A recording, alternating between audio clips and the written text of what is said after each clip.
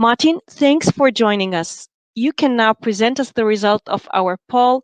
Please, the floor is now yours. Yes, ladies and gentlemen, as Rana just said, my name is Martin Schramm. Since 2004, I'm a member of the team of HPC Hamburg Port Consulting, being in charge mainly for the shipping market as well as for the African continent. African ports aligning investment opportunities and operations. This is the subtitle of our conference today, and in the following session of technical presentations, we will go through the main opportunities and challenges related to African ports. But as Rana said, before we start with the presentations, let's have a look to our latest poll. The question was, what are the main selection criteria used by shipping companies when choosing ports to call at? The first two answers, efficient hinterland connections and market size in the hinterland, got both 25% of your votes. According to the World Bank and OECD and others, the success of a port is decided in the hinterland, both by its economic importance and the transportation capacity. So these two answers shows very important aspects. But most of you voted for answer number 3, quality, including speed of port services. This answer got 42% of your votes. Service quality could be guaranteed best by experienced private port operators. And privatization is often understood as an important efficiency driver in ports. So this leads me to the first presentation. I'm sure we can now learn a lot in the first presentation about this interesting topic of privatization, the presentation of privatization. The presentation is held by my colleague Christina Prieser from HPC Hamburg Port Consulting. Christina, please, the floor is yours. Thank you very much indeed, Martin, and good afternoon, ladies and gentlemen. It's my pleasure to speak about privatization with a focus on Africa.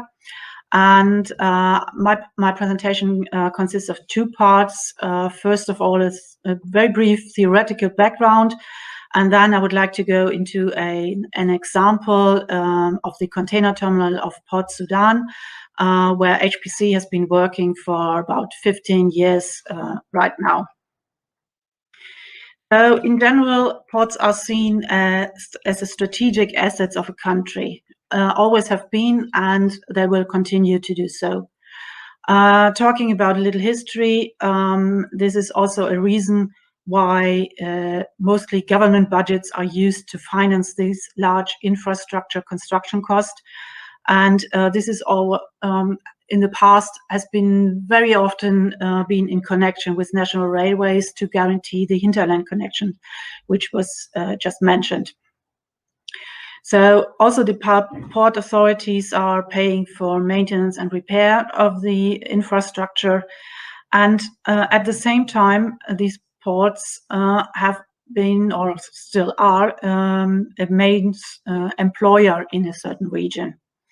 So that leads to some times noticed an excess of employees who at the same time have a high degree of unionization, which might become challenging from a purely operational point of view.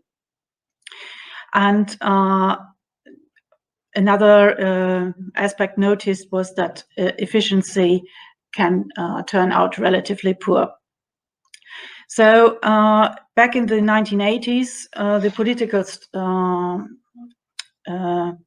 environment under Ronald Reagan and Margaret Thatcher started to change the view and to put more focus on the privatization and strongly believing that private and market-driven activities are superior. At the same time, this was driven by the increasing globalization and also containerisation. And the main focus of that was Southern Europe, South America, and not at least Africa. So talking about a few figures, we see here that in the past 30 years in the low and middle income countries, the ports were not the main assets which were privatized. So that's less than 6% of the number of projects and less than 5% of the investment volume, totaling in these 30 years about more than 8,000 projects and almost $2 trillion investment in work collaboration between the public and the private sector.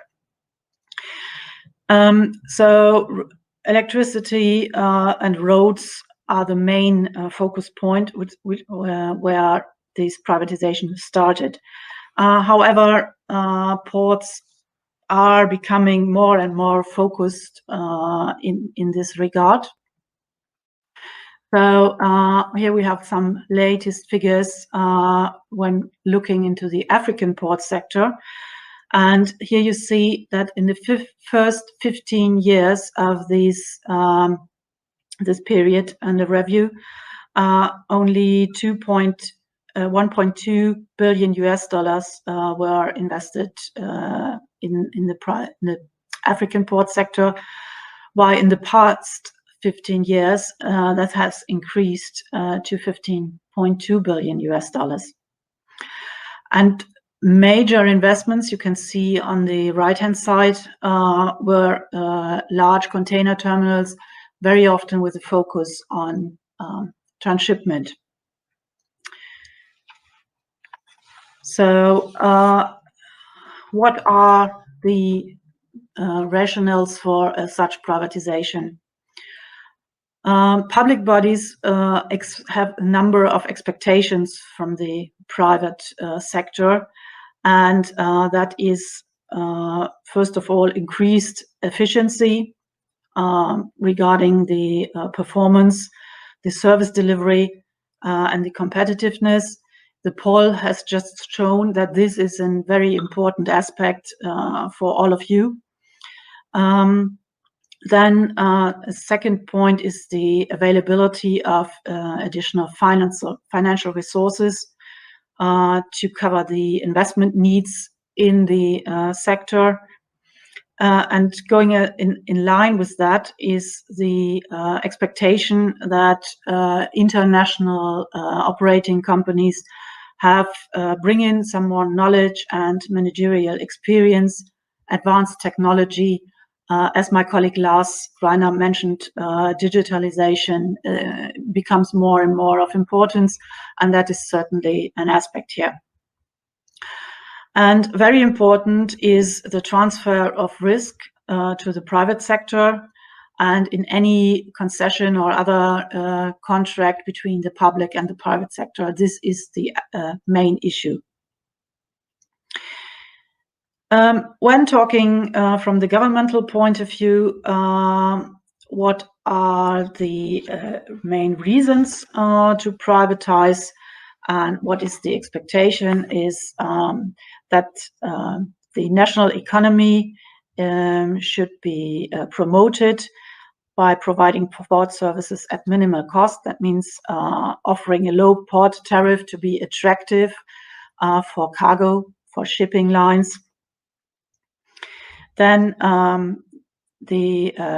maximize the port efficiency by the introduction of the most advanced technology. I just mentioned it. And also very important is the support of the local population by creating a maximum amount of employment opportunities. As I said before, very often a port authority or a port is the major employer for the whole region. So this is a very important social aspect to be covered. And then also important, increasing the public wealth by generating high income for the state, respectively the port authority. And that's done through asking for high concession fees or lease fees or management fees, for example. So when you're talking about a privatization and a contract for doing that, usually you include one of those four aspects as a priority. You cannot cover them all at the same time. You have to choose what is most important for that port, for that country. So the key questions when it comes to the privatization of usually a terminal is what type of terminal we are talking about. Very often, and in the beginning, it was mostly container terminals, which are sold or where investment was sought from private companies. While, for example, in the bulk sector, you have very often company-related terminals. So certain big bulk or mining companies, for example, operate their own terminals. So that's not really privatization in the sense we are talking about. Then another question is, so is it a brownfield or a greenfield terminal? That means, does the privatization involve building new assets to provide the service, which means it's a major capital expenditure, what we call a greenfield project, or is there an existing asset where we very often come across a so-called management contract for just operations, or also a concession contract for operations. Then the role of the two parties have to be defined. Then who's going to provide the financing, in which way, what's the ownership of the assets during a privatization time or the concession time, and about the handover. We're talking about the duration of the contract and the risk allocation. So all these are aspects that are going to be discussed and regulated in a contract between the two parties. Giving you already an example of the complexity of such a process. And talking about complexity, you can see here an overview of the share of responsibilities and related risk between the public and the private. So everything written in dark blue remains more or less is very often, or remains very often, in the public interest. That's basically the marine infrastructure, because that's of strategic importance. And also very often with regard to safety, security issues, the marine services, which also are an income source for the public party.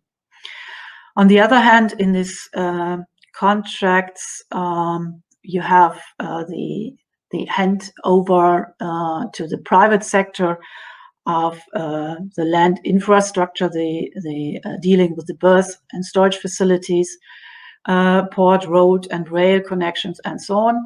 And most importantly, the terminal superstructure and equipment, and being responsible for the cargo handling services. So that's usually what is provided by the private sector. You can see then there are basically 4 different types of privatization. Going from the left to the right, the private involvement increases, and very often in very many privatization of ports, you have the landlord port model, which means that you have the public sector remaining responsible for everything connected with the land. Land remains the landowner, while the private sector is going to do all the operational stuff and managing and being responsible for investments on everything which is on top of the actual land. So the most common types of contracts are the management contracts, usually for existing facilities, and the concession, which can be either for existing or new investments. So coming now to an example where HPC has been working for about 15 years now, is the port of Port Sudan. We have been involved right from the beginning of such a process, namely identifying where private sector engagement can be done through our own involvement as a management assistants and analyst, and then coordinating the search for first a management contractor and finally the actual concessioning. So in the first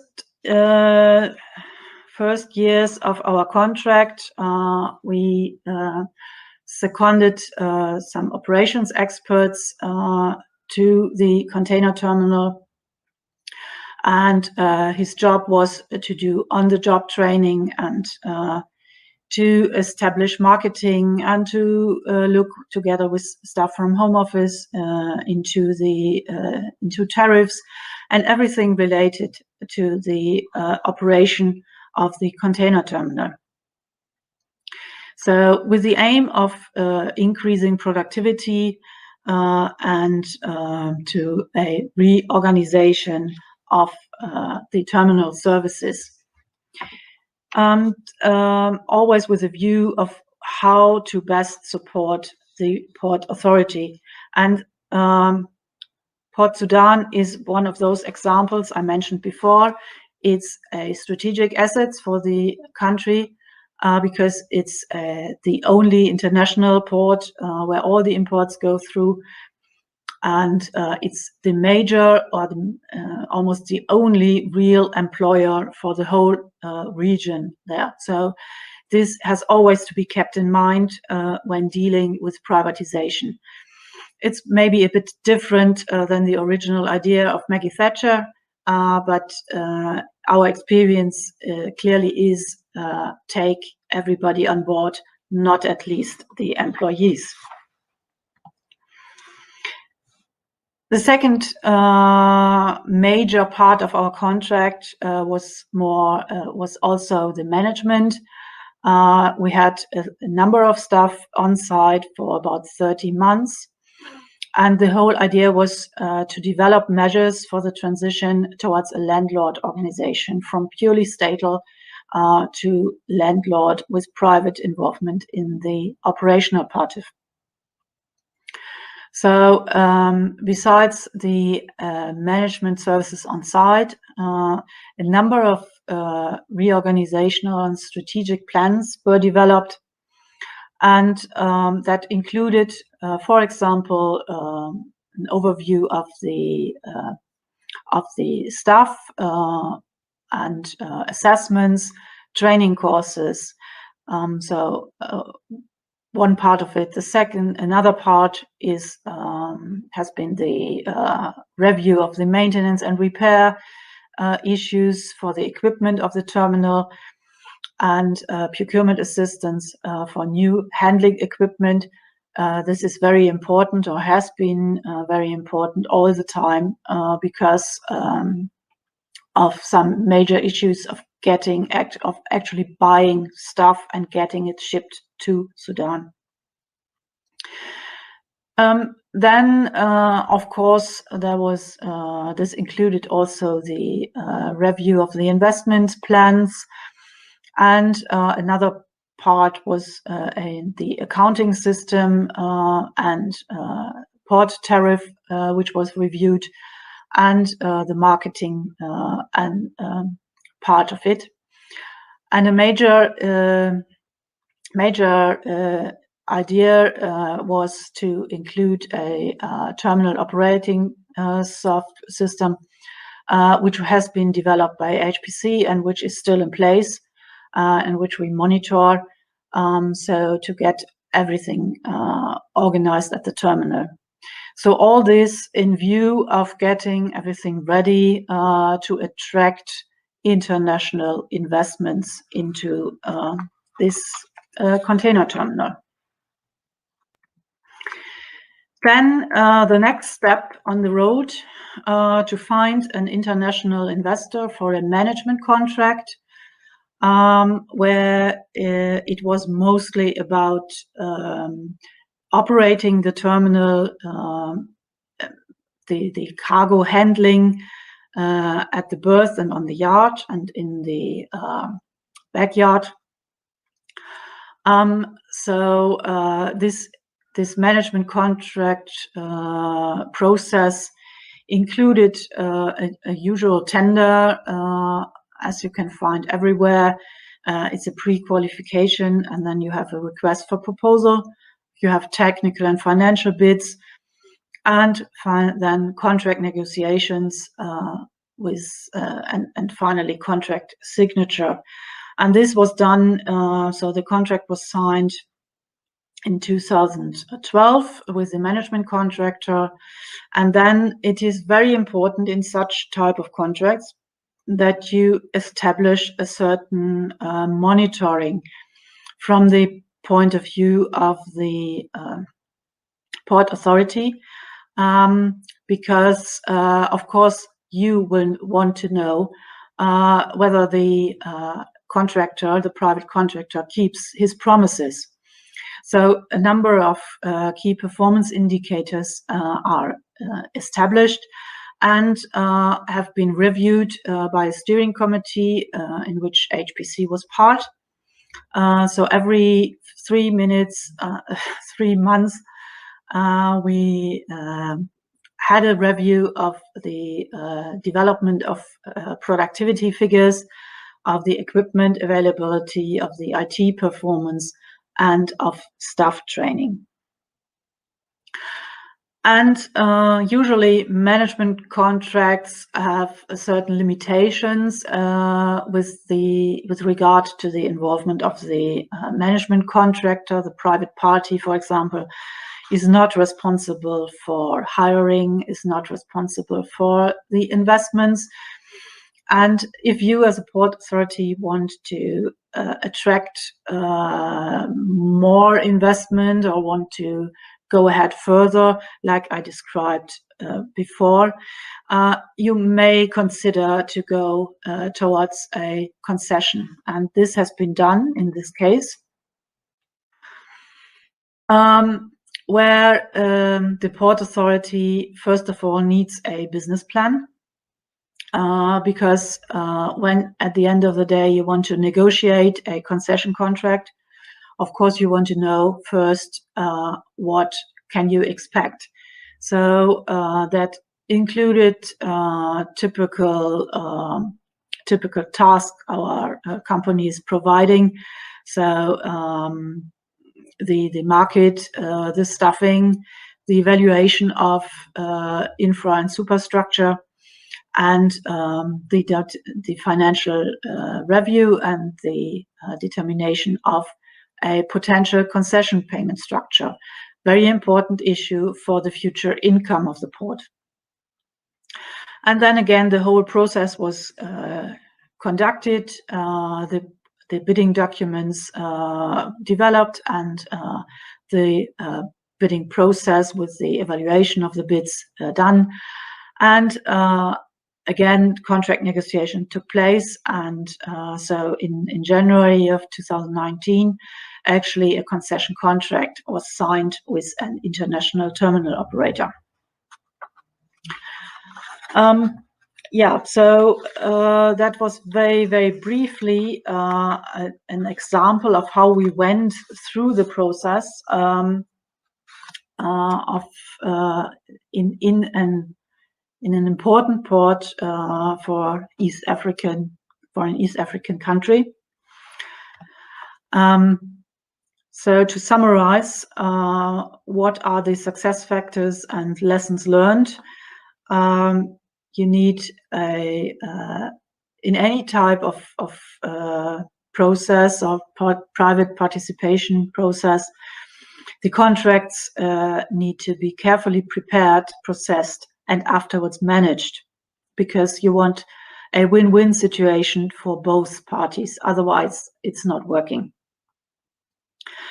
And a prerequisite for this is, of course, a comprehensive planning of the process. Then you need preferably an environment where the investment is possible and the framework conditions are positive. So it's like the World Bank puts it, the ease of doing business is an important factor. And of course, the whole thing has to be viable financially. That's for both sides, the private and the public side. And it also should be viable economically. That means advantageous for the region and the country in itself. For example, by creating employment or training people, improving the knowledge base. For example, when you consider new technologies to upgrade the stuff, for example. The process itself should always be competitive and transparent. And of course, you need reliable partners and consistent contractual arrangements with an appropriate risk allocation. As I said, it should be definitely a win-win situation. It's not worth the contract when one party is extremely unhappy with the result. And not at least the management also after the contract signature is important because the public body, of course, wants to know if everything is happening what the private party has proposed and submitted in his proposal. And yeah, so that was a very quick overview and example of what it's all about when we are talking about port concessions. So thank you very much for your attention, and happy to get in contact if you have any questions. Thanks a lot. Thank you, Christina, for this outstanding presentation. What we have learned from you are the important benefits of privatization, but also the importance to conduct the tender procedure in the right way. I'm sure you would be the best advisor for such a tender project. That's why we might have some questions from the audience. I see one. The question is, what is the normal length of time that a privatization takes from concept to award? Before you answer, Christina, let me add a second question, because my experience is that you even need lots of time for the concept, because for the concept, you need agreements with different authorities, institutions, even on governmental level. So that's why I think there are two questions. What is the normal length of time you need for the concept to agree with everyone, and what is the normal time you need later on for the procedure? Yes, thanks for your question. Indeed, it's starting with the second one first. We calculate if you're really good, you manage it in 12 to, let's say, 18 months from the start of the from the publishing of the concept, so to speak, to the award and contract signature, let's say. So if we include, so award is one thing because then you have the preferred bidder, or you have the bidder, and then you have the contract negotiations, and that can take time, which is unpredictable sometimes. And then you have the contract signature, and then you have the handover. So in order to keep the time of negotiations short and the process of negotiations very focused, you need a good preparation in advance. And that's exactly what, Martin, you mentioned. It's before you go public with any documentations, any invitations for tender, you should have the majority of the documents ready, and you should have a very good picture of what the public body wants if you are on the side, working on the side of the public body. So what is the main focus? What's the strategy behind it, so that you can prepare the process adequately. And that can take maybe 6 months at least, I would say. At least, yeah. Depends, yes. Yeah. Okay. Thank you, Christina, again for the answers. You're welcome. Thanks. I think there are no more questions, so we come to the second presentation.